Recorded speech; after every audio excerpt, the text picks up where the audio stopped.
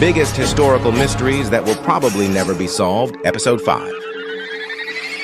Virtually everyone who celebrates Christmas is familiar with the poem A Visit from St. Nicholas, aka "'Twas the Night Before Christmas."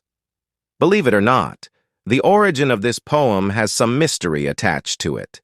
For many years, no one knew who wrote it. A Visit from St. Nicholas was sent anonymously to the Sentinel, a newspaper in Troy, New York, and first published on December 23, 1823. The poem proved enormously popular, but the author's identity was unknown. Finally, in 1844, a professor named Clement Clark Moore claimed credit for writing the poem, which had been sent to the Sentinel by one of Moore's friends. The story goes that Moore was hesitant to take credit for the poem because he was embarrassed by it and considered it unscholarly.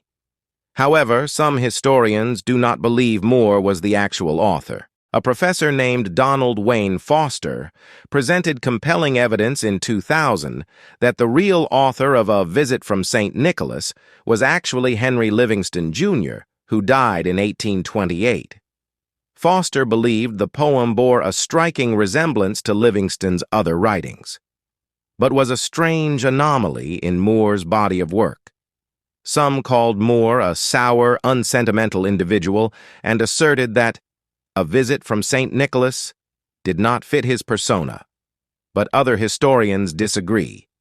One of the most compelling pieces of evidence in favor of Livingston is that the names of Santa's last two reindeer in the poem were originally Dunder and Blixen, and only became Donder and Blitzen because of a printer's error. Many years later, Moore wrote out copies of his poem, but committed the same mistake by writing Donder and Blitzen. The words Dunder and Bliksem are actually Dutch for thunder and lightning.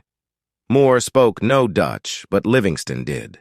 Still, after 2 centuries, the debate rages on about who really wrote "'Twas the Night Before Christmas."